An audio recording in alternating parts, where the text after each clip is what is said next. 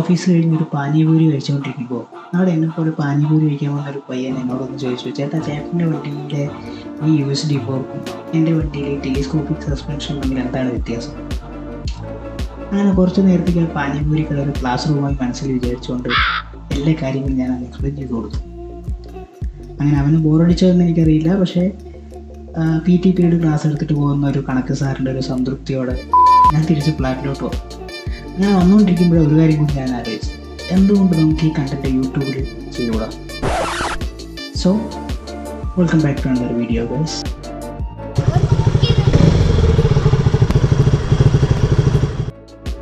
ആദ്യം തന്നെ USD ഫോർക്കും telescopic സസ്പെൻഷനും എന്താണ് എന്നറിയാത്തവർക്ക് വേണ്ടിയിട്ട് ഞാൻ ഒരു കാര്യം കൂടി പറയാം.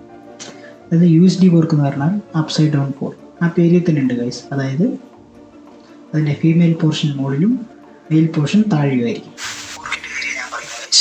ഇനി ടെലിസ്കോപ്പിക്കിലാണെങ്കിൽ നേരെ തിരിച്ചും, അതായത് ഫീമെയിൽ പോർഷൻ താഴെ മെയിൽ പോർഷൻ മുകളിലായിരിക്കും. ഇത് രണ്ടിനും അതിൻ്റേതായ അഡ്വാൻറ്റേജും ഡിസഡ്വാൻറ്റേജും ഉണ്ട് ഗൈസ്. ആദ്യം തന്നെ ഞാൻ USD ഫോർക്കിൻ്റെ അഡ്വാൻറ്റേജ് എന്താണെന്ന് പറയാം. ഈ USD ഫോർക്ക് യൂസ് ചെയ്യുന്ന വണ്ടികളിൽ ഹാൻഡ്ലിങ് കുറച്ച് ബെറ്റർ ആയിരിക്കും. അതിനൊരു കാരണം കൂടി ഉണ്ട് ഗൈസ്. അതായത് നിങ്ങളൊരു ചുറ്റിക എടുത്തിട്ട് ഒന്ന് വീശി നോക്കുക. ആരുടെയും മേത്ത് കൊണ്ടില്ലെങ്കിൽ അതിൻ്റെ വെയിറ്റുള്ള പോർഷനിൽ പിടിച്ച് ഒന്നുകൂടെ വീശി നോക്കുക.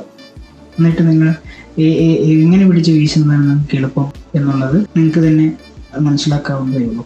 നമ്മുടെ ഹാൻഡിൽ ബാറിൻ്റെ അടുത്തായിരിക്കും വെയിറ്റുള്ള പോർഷൻ. അതുകൊണ്ട് തന്നെ വണ്ടി ഹാൻഡ്ലിങ് കുറച്ചുകൂടെ ഈസി ആയിരിക്കും. ഇനി USD ഫോർക്കിന് ഡിസഡ്വാൻറ്റേജ് ഉണ്ട് ഗൈസ്. അതെന്താണെന്ന് പറഞ്ഞുതരാം. അതായത് ഈ ഫോർക്കിൽ എപ്പോഴും ഈ തിക്കായിട്ടുള്ള പോർഷനിലായിരിക്കും, ഫീമെയിൽ പോർഷനിലായിരിക്കും എപ്പോഴും ഓയിൽ സ്റ്റോർ ചെയ്തിട്ടുണ്ടാവുക. അപ്പോൾ ഈ USD ഫോർക്കിൽ ഓയിൽ എപ്പോഴും മേലെയാണ്. അപ്പോൾ നമ്മൾ ഡാമ്പിങ് അധികമായിട്ട് ചെയ്യുന്ന സമയത്ത് ഓയിൽ ലീക്ക് വരാനുള്ള ചാൻസ് ഉണ്ട്. ഈ ഓയിലിനെ പിടിച്ചു നിർത്തുന്നത് ഓയിൽ സീലാണ്, ഫോർക്കിനകത്ത് ഓയിൽ സീലാണ്. അപ്പോൾ ഈ ഓയിലിന് എപ്പോഴും താഴോട്ട് പോകാനുള്ള ടെൻഡൻസി ഉള്ളതുകൊണ്ട് നമ്മൾ സ്പീഡായിട്ട് ഡാമിങ് ഒക്കെ ചെയ്യുന്ന സമയത്ത് ഓയിൽ സീൽ പൊട്ടിയിട്ട് ഓയിൽ ലീക്ക് ആവാൻ ചാൻസ് ഉണ്ട്. നമ്മളത് ഇടയ്ക്കിടയ്ക്ക് മെയിൻറ്റെയിൻ ചെയ്തുകൊണ്ടേയിരിക്കും. അത് ഒരു ഡിസഡ്വാൻറ്റേജ് ആണ്. മാത്രമല്ല USD ഫോർക്ക് കുറച്ച് കോസ്റ്റ്ലിയും കൂടിയാണ്. ഇനി നമുക്ക് ടെലിസ്കോപ്പിക് സസ്പെൻഷൻ്റെ അഡ്വാൻറ്റേജും ഡിസഡ്വാൻറ്റേജും എന്താണെന്ന് പറയാം. പറഞ്ഞതുപോലെ തന്നെ ടെലിസ്കോപ്പിലുള്ള മെയിൻ അഡ്വാൻറ്റേജ് എന്താണെന്ന് വെച്ചാൽ ഇതിൻ്റെ ഫീമെയിൽ പോർഷൻ താഴെ ആയതുകൊണ്ട് ഇതിൻ്റെ ഓയിൽ ഫ്ലോയും താഴെ സ്റ്റേബിൾ ആയിരിക്കും. പുറത്തേക്ക് ലീക്ക് ആവാനോ മറ്റ് പ്രശ്നങ്ങളോ ഒന്നും വരില്ല. അതുകൊണ്ട് തന്നെ ടെലിസ്കോപ്പിക് സസ്പെൻഷൻ്റെ ലൈഫ് കുറച്ച് അധികമായിരിക്കും.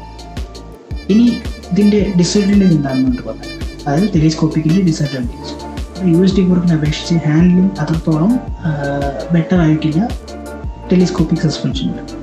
ഞാൻ പറയുന്നത് ബാഡാണ് എന്നല്ല, USD ഫോർക്കിനെ അപേക്ഷിച്ച് ബെറ്റർ അല്ല. മറ്റൊരു ഡിസഡ്വാൻറ്റേജ് എന്താണെന്ന് വെച്ചാൽ ഇതിന് ആക്ഷൻ കൂടുതലായിരിക്കും. ടെലിസ്കോപ്പിക്കിൽ ആക്ഷൻ കൂടുതലായിരിക്കും. അതുകൊണ്ട് എന്താണെന്ന് വെച്ചാൽ നമ്മളിപ്പോൾ ഹൈ പെർഫോമൻസ് വണ്ടികളിലെല്ലാം നമ്മൾ ഫ്രണ്ട് ഷോക്ക് അധികമായിട്ട് ആക്ഷൻ തന്നു കഴിഞ്ഞാൽ ഹൈ സ്പീഡിലൊക്കെ പോകുന്ന സമയത്ത് വണ്ടി നമുക്ക് സ്റ്റേബിളായിട്ട് കൺട്രോൾ ചെയ്യാൻ പറ്റും. അതുകൊണ്ടാണ് നമ്മൾ ഈ പെർഫോമൻസ് വണ്ടികളിലെല്ലാം കൂടുതൽ USD ഫോർക്ക് ആയിരിക്കും നോക്കിക്കഴിഞ്ഞാൽ നമുക്ക് കാണാൻ പറ്റും. അപ്പോൾ നിങ്ങൾക്ക് ഏകദേശം ഒരു ഐഡിയ കിട്ടിയെന്നുള്ളതാണ് എന്താണ് USD ഫോർക്ക്, എന്താണ് ടെലിസ്കോപ്പിക് സസ്പെൻഷൻ, എന്താണ് അതിൻ്റെ ഗുണം, എന്താണ് ഇതിൻ്റെ ദോഷം എന്നുള്ളത് നമുക്കൊരു ഐഡിയ കിട്ടിയിട്ടുണ്ടാകുമെന്ന് വിചാരിക്കുന്നു. ഇനി ഇതിനെക്കുറിച്ച് എന്തെങ്കിലും ഡൗട്ടോ കാര്യങ്ങളോ തീർച്ചയായിട്ടും നമുക്ക് വീഡിയോ കമൻറ്റ് ബോക്സിൽ പറയാം. ഞാൻ എല്ലാത്തിനും റീപ്ലൈ ചെയ്യുന്നു. Okay then, bye bye, ride safe.